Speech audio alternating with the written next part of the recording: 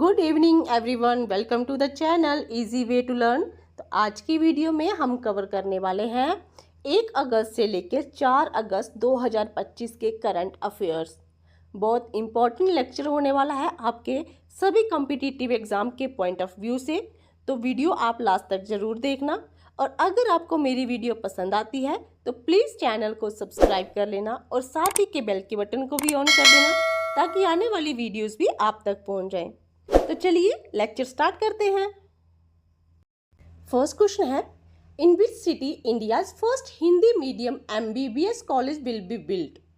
तो कौन सी सिटी है जहां पे इंडिया का पहला हिंदी मीडियम MBBS कॉलेज बनेगा? ऑप्शंस आपके सामने हैं और इनमें से करेक्ट आंसर होगा जबलपुर। जबलपुर में पहला हिंदी मीडियम MBBS कॉलेज जो है वो बनेगा। तो इंडिया का पहला Hindi medium MBBS college Jabalpur Madhya Pradesh में एस्टैब्लिश किया जाएगा। इसका एकेडमिक सेशन 2027 से 28 में शुरू होगा, जिसमें इनिशियली 50 MBBS सीट्स होंगी। इस डिसीजन को मध्य प्रदेश के executive council of medical university के द्वारा अप्रूव किया गया है। अब टीचिंग के लिए बात करें, टीचिंग के लिए हिंदी ट्रांसलेटर टेक्स्ट बुक जो है वो ऑलरेडी प्रिपेयर की गई हैं।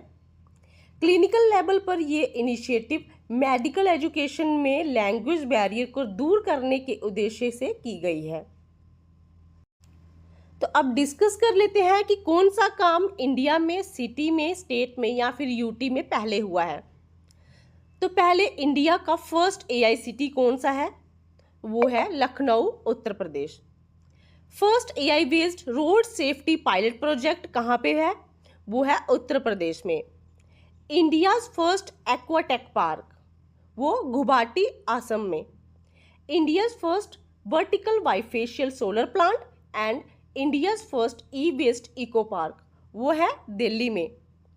इंडियाज फर्स्ट वेटलैंड सिटी वो है उदयपुर एंड इंदौर में।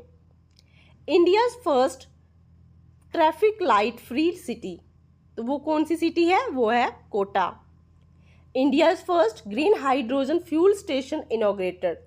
तो इंडिया का पहला ग्रीन हाइड्रोजन फ्यूल स्टेशन कहाँ पे इनॉग्रेट हुआ? वो है लेह लद्दाख में। Next question, recently UK and which country signed a nuclear power submarine partnership and collaboration treaty at Geelong. तो यूके और कौन सी कंट्री है जिसने न्यूक्लियर पावर सबमरीन पार्टनरशिप और कोलैबोरेशन ट्रीटी पे साइन किया है? कहाँ पे? गिलोंग। तो गिलोंग मैं आपको बता दूं, गिलोंग है ऑस्ट्रेलिया में। तो ऑस्ट्रेलिया और यूके दोनों ने मिलकर न्यूक्लियर पावर सबमरीन पार्टनरशिप और कोलैबोरेशन ट्रीटी पे साइन किया है। तो 26 जुलाई 2025 को यूके और ऑस्ट्रेलिया ने formally nuclear power submarine partnership और कोलैबोरेशन ट्रीटी, जिसको गिलोंग ट्रीटी के नाम से भी जाना जाता है, उस पर गिलोंग में साइन किए गए। ये 50 इयर्स एग्रीमेंट दोनों देशों को SS and AUKUS nuclear powered submarine program में जॉइंट कॉपरेशन के लिए कमिट करता है, जिसमें design, construction, operation, sustainment, disposal, workforce development, infrastructure, rotational submarine deployment जैसे पहलू शामिल हैं। तो अब हम AUKUS के बारे में बात करें तो ये साल 2021 में ऑस्ट्रेलिया और यूके और यूनाइटेड स्टेट्स के लीडर ने न्यू मैरीटाइम सिक्योरिटी अलायंस, जिसका नाम है AUKUS, उसकी अनाउंसमेंट की थी। इस अलायंस को ऑस्ट्रेलिया की डिफेंस कैपेबिलिटी को मजबूत करने के लिए और इंडो पैसिफिक रीजन में चीन का मुकाबला करने के प्रयास में काउंटर किया गया था। Third question, who launch the book sustainable wellness of students a collective responsibility in higher education. तो ये बुक किसने लॉन्च की है, जिसका नाम है sustainable wellness of students a collective responsibility in higher education? Options आपके सामने हैं। करेक्ट आंसर होगा पुष्कर सिंह धामी ने। तो 26 जुलाई 2025 को उत्तराखंड के चीफ मिनिस्टर ने sustainable wellness of students a collective responsibility in higher education book को लॉन्च किया।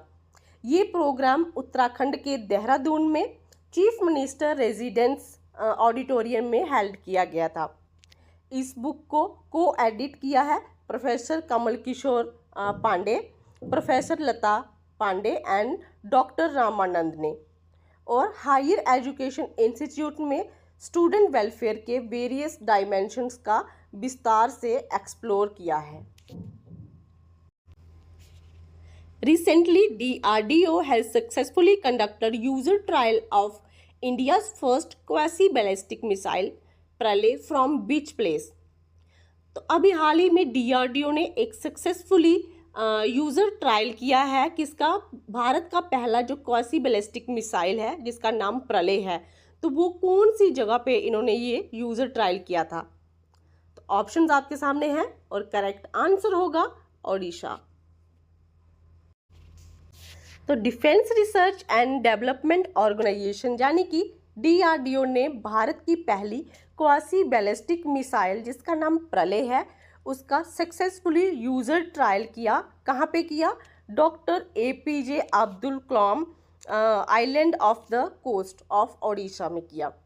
ये टेस्ट 28 और 29 जुलाई 2025 को किए गए थे, जिन्हें officers of the Indian army and the Indian air force, senior scientist of the DRDO and others ने भी देखा। ये मिसाइल जो है वो पृथ्वी 1 मिसाइल की जगह लेगी और इसमें कन्वेंशनल वारहेड लगाया जाएगा। तो अब कुछ स्पेसिफिकेशंस देख लेते हैं प्रलय मिसाइल की, जैसे कि कौन सी क्लास की है। तो ये short range surface to surface missile range जिसकी रेंज होगी 150 किलोमीटर से लेके 500 kilometre. Weight of the missile, कितना वेट है वो है 5 टन।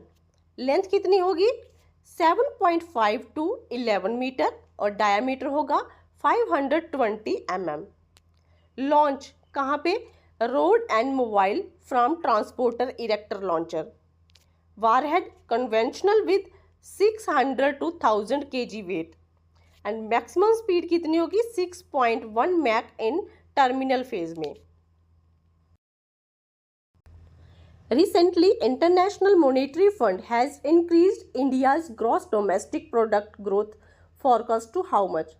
तो अभी हाल ही में इंटरनेशनल मॉनेटरी फंड ने इंडिया ग्रॉस डोमेस्टिक प्रोडक्ट की ग्रोथ को इंक्रीज किया है, तो वो कितना किया है?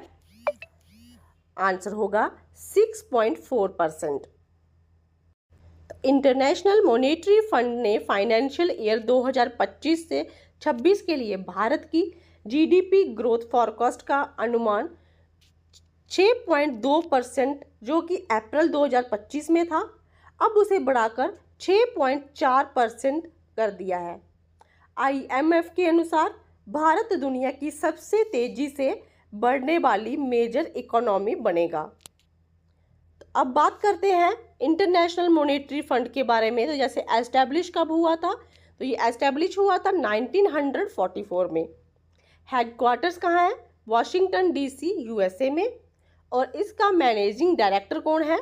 तो वो है Kristalina Georgieva. Next question, recently national education policy 2020 has completed its journey of 5 years। On which date this policy was introduced?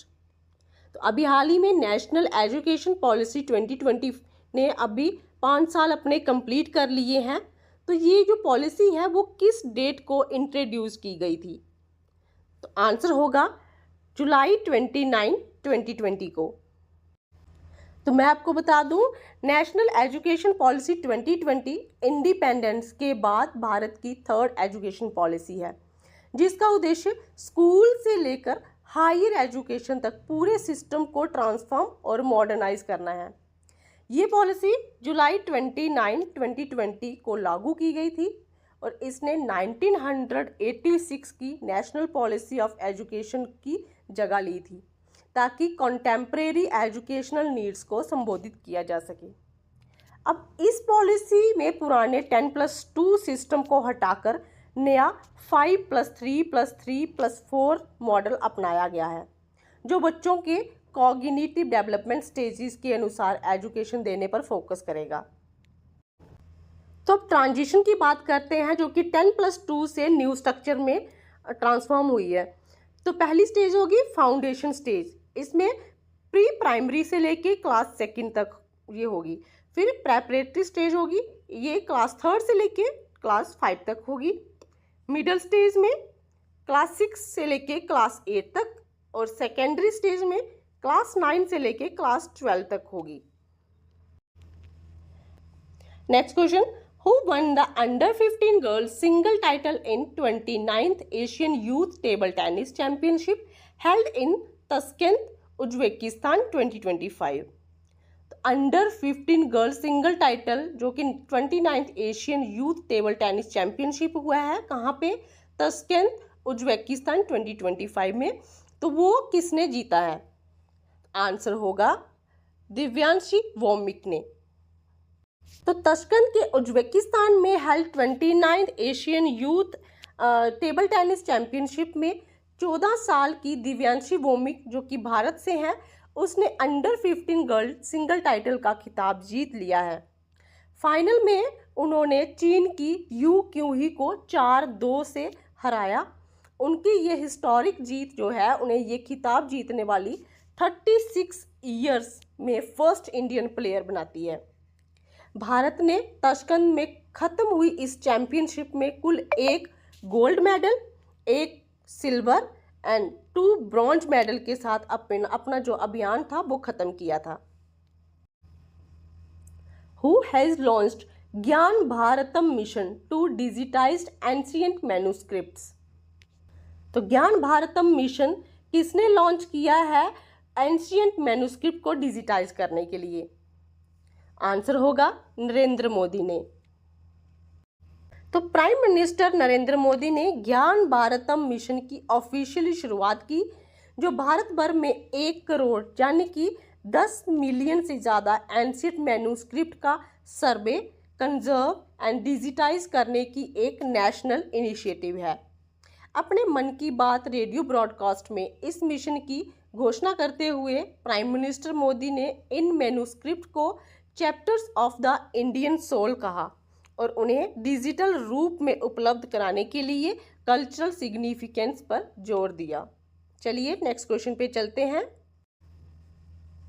डॉर्जिलिंग hydro power project is located in which country? तो डॉर्जिलिंग हाइड्रो पावर प्रोजेक्ट कौन सी country पे स्थित है? Answer होगा भूटान में। Typhoon Comay recently hit which country? Typhoon Comay ने अभी हाल ही में किस कंट्री को हिट किया है? तो टाइफून कोमई क्या है? ये एक तूफान था जो कि बड़ी ही तेजी से आया था और इसने किस कंट्री को हिट किया? तो वो है चाइना। चाइना को इसने हिट किया था। तो अभी हाल ही में चाइना को टाइफून कोमई और रूस को कमचटका पेनिनसुला के पास आए 8.8 मैग्नीट्यूड के भूकंप से आई सुनामी की चेतावनी का सामना करना पड़ा। टाइफून कोमई, जिसे लोकली जू जी कौ कहा जाता है, उसने शंघाई में 83 किलोमीटर पर आवर की तेज हवाओं और भारी वर्षा के साथ दस्तक दी। शंघाई और उसके आसपास के जो एरिया थे उनसे लगभग 2.83 लाख लोगों को सुरक्षित स्थानों पर इवैक्यूएट किया गया। बाढ़ और टाइफून कंट्रोल के लिए लेवल 1 की इमरजेंसी रिस्पांस जारी की गई थी। Which state one the junior boys national football championship 2025? तो किस स्टेट ने junior boys national football championship 2025 जीत लिया है? आंसर होगा मणिपुर ने। तो अभी हाल ही में मणिपुर ने junior boys national football championship में डॉक्टर BC रॉय ट्रॉफी का खिताब 25 साल के बाद जीत लिया है। उन्होंने 30 जुलाई 2025 को Guru Nanak Dev university sports complex में फाइनल मुकाबले में वेस्ट बंगाल को 3-0 से हराया। Junior boys national football championship 2025-26 जो है वो कहाँ पे हुई? वो हुई थी अमृतसर, पंजाब में। चलिए नेक्स्ट क्वेश्चन पे चलते हैं। Ladakh has declared which day as a सफाई आंदोलन day for the Indus river? तो लद्दाख ने किस डे को डिक्लेयर कर दिया है सफाई आंदोलन डे? किसके लिए? इंडस रिवर के लिए। तो आंसर होगा अगस्त 12 को। तो लद्दाख ने 12 अगस्त को सफाई आंदोलन डे डिक्लेयर किया है ताकि इंडस नदी जो है उसको क्लीन और कंजर्व किया जा सके। इस पहल में union territory administration, hill councils, Indian army, Indian air force, paramilitary forces, border road organisations, NGOs and students जो हैं वो भाग ले रहे हैं। Blue bird communication satellite is developed by which country? तो ब्लू बर्ड कम्युनिकेशन सैटेलाइट किस कंट्री के द्वारा डेवलप की गई है? ऑप्शंस आपके सामने हैं। करेक्ट आंसर होगा यूनाइटेड स्टेट्स के द्वारा। Who was honored with the 43rd Lokmanya Tilak national award 2025? तो किसको 43rd Lokmanya Tilak national award 2025 से नवाजा गया है? तो आंसर होगा नितिन गडकरी को। तो यूनियन मिनिस्टर नितिन गडकरी को पुणे में 43rd Lokmanya Tilak national award दिया गया। ये हर साल 1 अगस्त को लोकमान्य तिलक की डेथ एनिवर्सरी पर दिया जाता है। ये अवार्ड जो है वो उन ऑनर्स इंडिविजुअल्स को दिया जाता है जिन्होंने नेशन की प्रोग्रेस और डेवलपमेंट में एक्स्ट्रा ऑर्डिनरी योगदान दिया हो।